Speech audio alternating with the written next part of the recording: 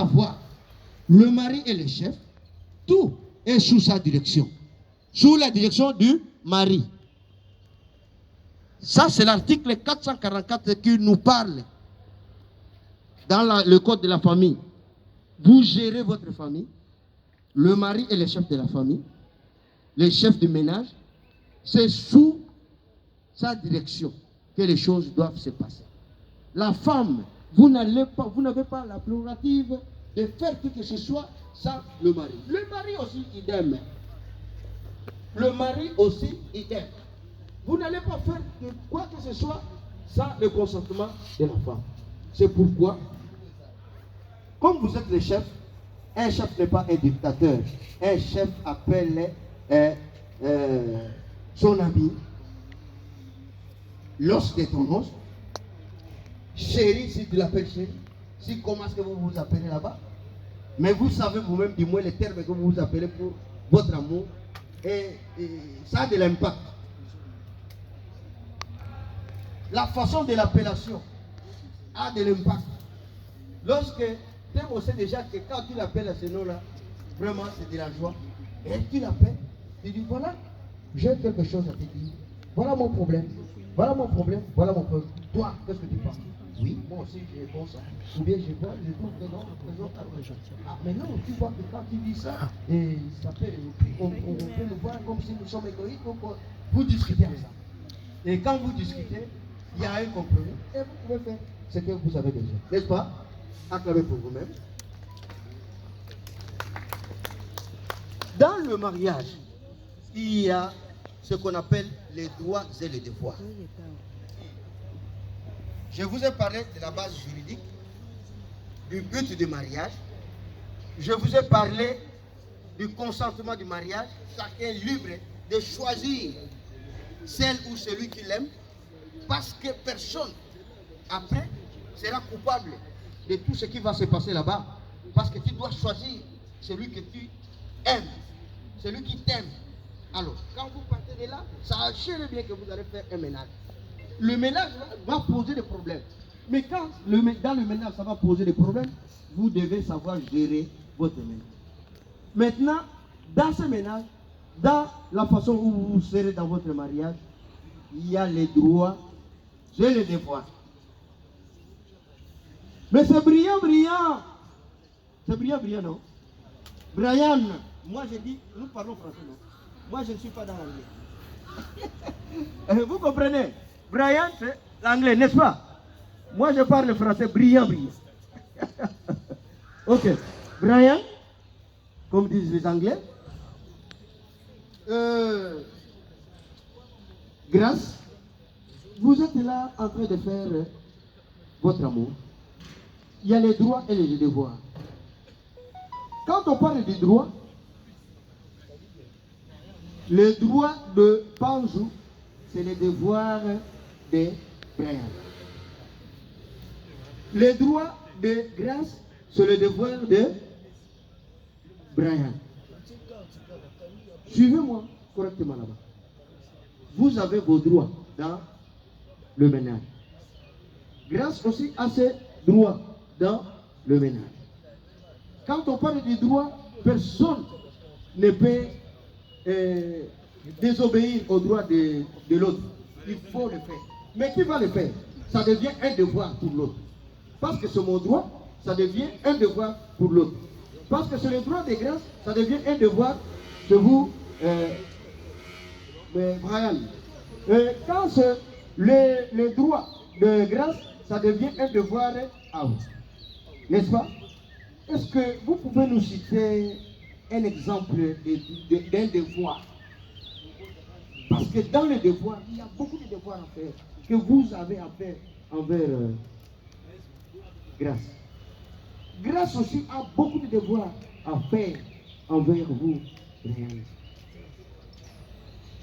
Est-ce que vous pouvez nous dire un des devoirs que vous pouvez faire pour votre épouse? Vous pouvez dire. Oui?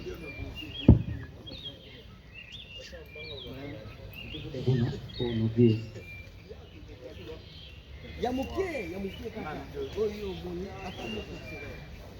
La chérie déjà son pouvoir. La chérie. Ok, la chérie. D'accord, c'est bien. Applaudissez. Applaudissez. Merci.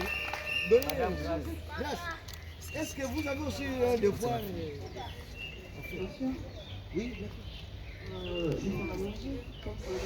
Pardon? De faire à manger chaque jour sans devoir. Ok, d'accord. Ok, applaudissez. Vraiment. Vous avez reçu. Et on dit ici, vous avez les devoirs de faire. Vous avez un grand devoir à faire à lui. La protection, protéger. Vous devez la protéger. La femme, c'est un être faible. Vous devez la protéger. Vous devez la nourrir. Vous devez la vêtir. Vous avez soin. Vous devez faire soin à elle. Vraiment. Dans les désordres. Et c'est là où nous allons voir si vraiment vous êtes devenu adulte. Et c'est là où on va juger que vous êtes maintenant capable de gérer des choses parce que vous n'êtes plus dans l'état où vous étiez des petits enfants.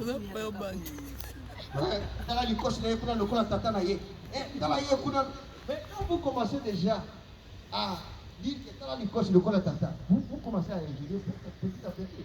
Même dans le commencement, vous voyez que c'est une blague, vous verrez.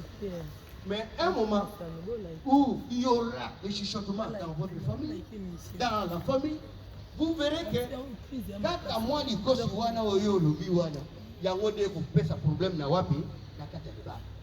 il faut éviter.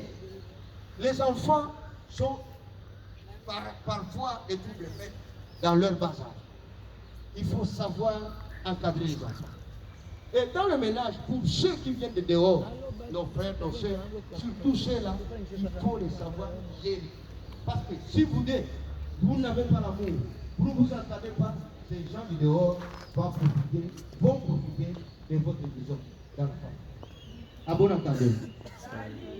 C'est-à-dire, ici, qu'est-ce que nous voulons vous dire?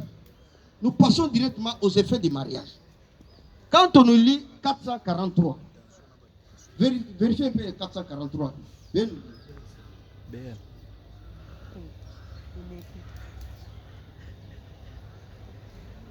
Article 443.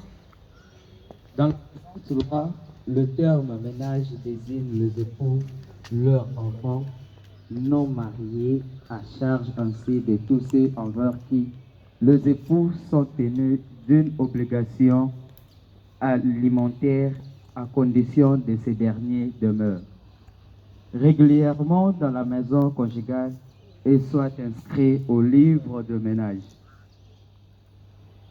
C'est pourquoi ici, nous donnons les conseils aux époux et aux épouses que si vous faites un ménage où vous avez plusieurs, 2, 3, 4 enfants que vous gérez, parce que même ceux qui viennent du dehors sont toujours vos enfants, c'est vous qui les encadrez.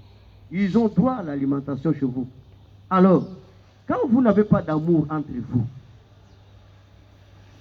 ces gens-là vont profiter comment?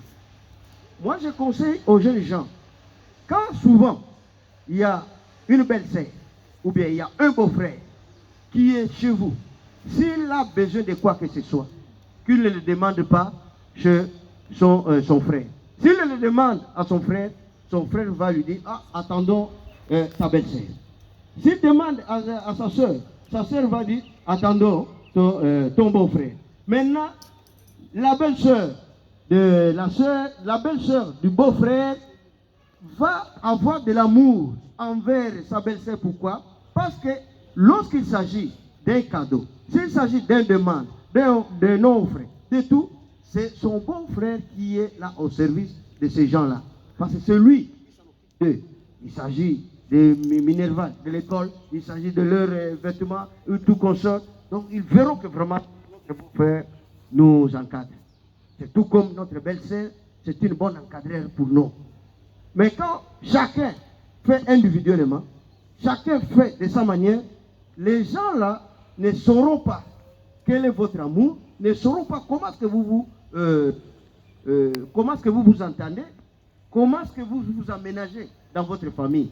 Il faut toujours être ensemble et discuter ensemble, attendre l'autre quand l'autre demande quelque chose et le promettre de le prendre après. Mais quand vous le faites en l'absence de l'autre, si c'était l'économie de la maison qui n'était pas prévue pour faire cela, ça va toujours poser des problèmes.